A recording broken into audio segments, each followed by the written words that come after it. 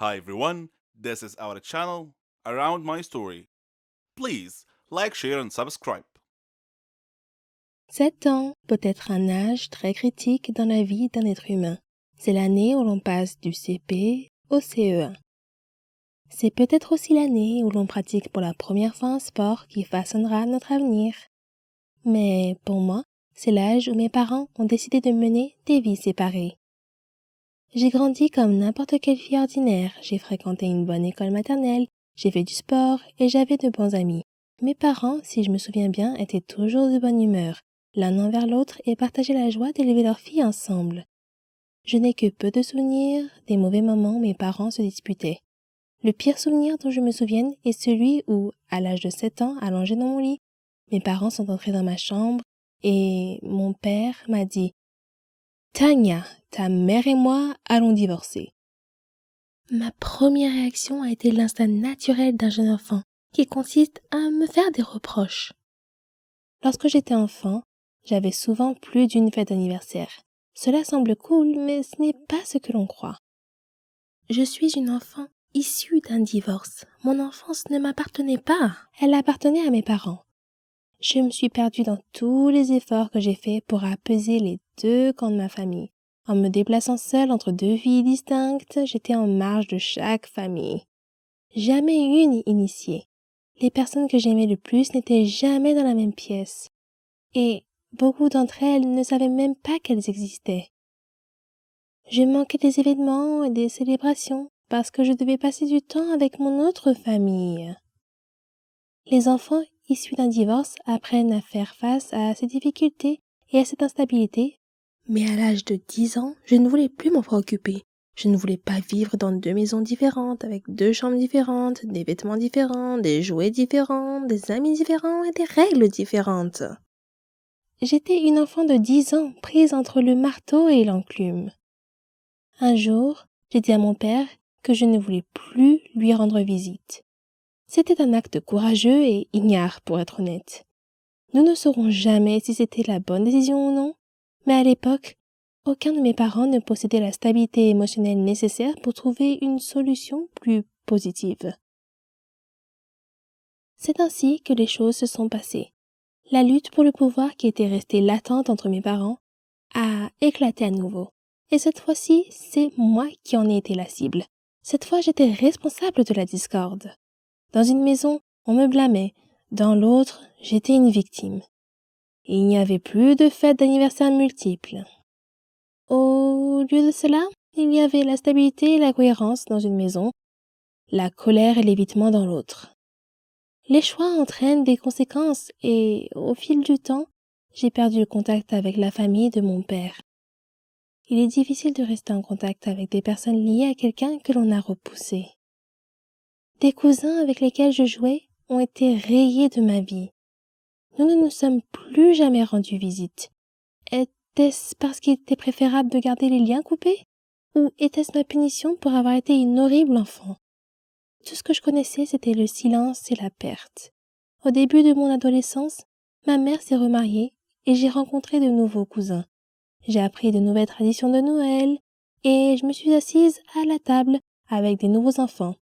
Au lieu de reballoter d'une famille à l'autre, la vie s'est stabilisée. Même si je n'avais des nouvelles de mon père qu'une ou deux fois par an, la vie était relativement stable. Mais les choses ont changé à nouveau lorsque ma mère et mon beau-père se sont séparés au cours de ma première année d'université.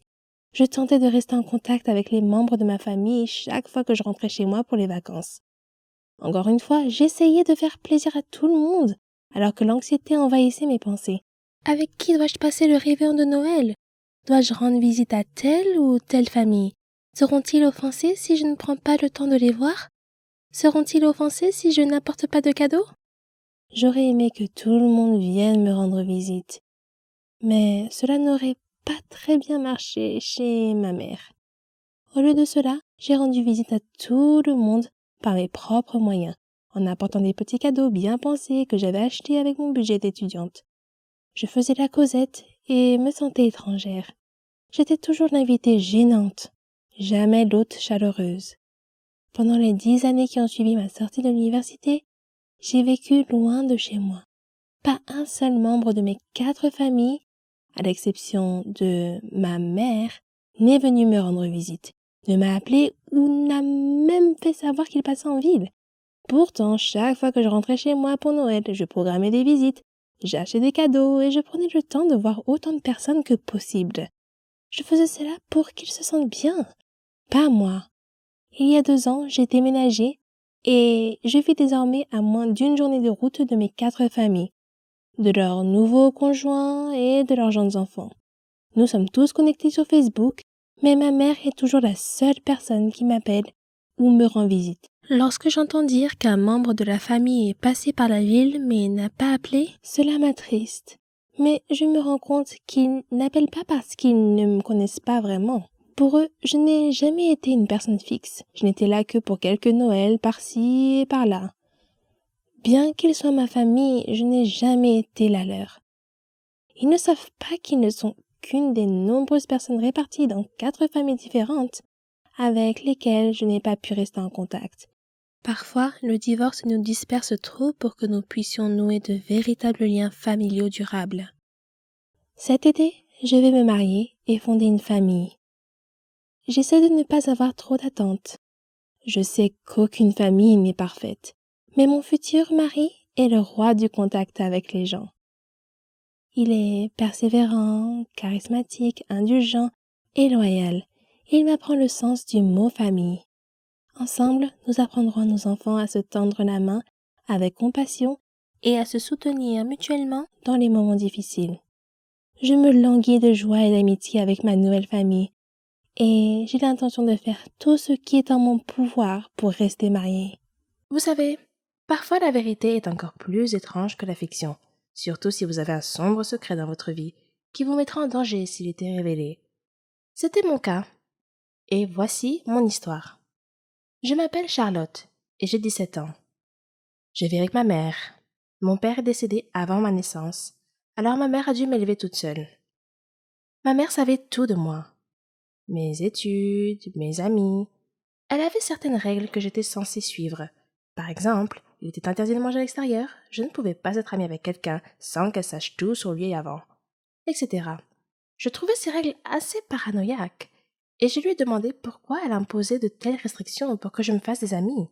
Elle m'a répondu simplement que de nos jours on ne peut faire confiance à personne. Mais ce n'était pas une réponse très satisfaisante. Et quand je lui ai demandé ce que cela signifiait, elle n'a rien dit de plus. En grandissant, ces règles me déconcertaient encore plus, et je ne pouvais pas m'empêcher de me demander si elles avaient un rapport avec mon père, dont je ne savais rien. Maman disait toujours qu'il était un trouble-fête, et elle me disait que tout serait clair pour moi avec le temps. Un jour férié, j'ai rejoint un nouveau groupe. Nous avons fait beaucoup de concerts. C'était génial! J'étais douée pour jouer de la musique et chanter. Quand nous sommes allés camper, nous avons rencontré des étudiants d'autres pays. Nous nous sommes fait beaucoup de nouveaux amis et nous nous sommes amusés ensemble. Nous avons même eu la chance d'accroître la notoriété et la réputation de notre groupe. Après notre première représentation au camp, une fille asiatique s'est approchée de moi et m'a serré dans ses bras en disant « Charlotte, tu m'as beaucoup manqué !» Prise au dépourvu, j'ai demandé « Est-ce que je te connais ?» Elle m'a encore surprise en disant « Tu ne me reconnais pas ? Je suis Marie, ton amie !» J'ai souri et j'ai répondu « Tu dois te tromper, je ne te connais pas. » Après avoir insisté sur le fait qu'elle était bien mon amie, elle s'est excusée et est repartie en courant rejoindre ses amis. Bizarre. Maintenant que j'y pense, j'ai souvent eu l'impression étrange que quelqu'un m'observait partout où j'allais. J'ai essayé de me débarrasser de ce sentiment à plusieurs reprises, mais je n'ai jamais pu. Je me disais simplement que ça devait être mon imagination. Ce soir-là, nous sommes tous allés faire une excursion dans la jungle. Il faisait très sombre. J'étais séparée du groupe et je me suis retrouvée seule, entourée d'arbres. J'ai appelé mes amis, mais personne ne m'a entendue. Soudain, je suis tombée sur quelqu'un. Une fille, semble-t-il, et je me suis excusée. Quand je me suis retournée pour la regarder, j'ai été choquée de voir moi-même, ou mon double. C'était comme si je me regardais dans un miroir. « Qui es-tu » ai-je demandé. « Je suis Charlotte » a-t-elle répondu simplement. « C'est impossible. Je suis Charlotte » dis-je avec assurance. « Es-tu avec nous ici au camping ?»« Oui » dit-elle. Je lui ai demandé quel était le chemin du retour vers le camping. Elle a indiqué une direction et nous sommes repartis. Alors que nous marchions, son téléphone a sonné. C'était son père. Il était inquiet pour elle et voulait s'assurer qu'elle allait bien. Nous sommes arrivés à nos tentes sans incident et j'ai dit « C'était vraiment agréable de te rencontrer, Charlotte. Je te verrai demain ?» Je ressentais une forte connexion avec cette fille pour une raison quelconque. Puis je me suis rendu compte que j'avais oublié mon sac et je suis allée le chercher. Et de nouveau, j'ai eu ce sentiment inquiétant d'être observée. Soudain, quelque chose me frappe à la tête. Quand je me suis réveillée, je me suis retrouvée assise dans une voiture entourée de personnes portant des lunettes de soleil et j'étais vraiment effrayée. « Qui êtes-vous » ai-je demandé. « Et qu'est-ce que vous voulez de moi ?»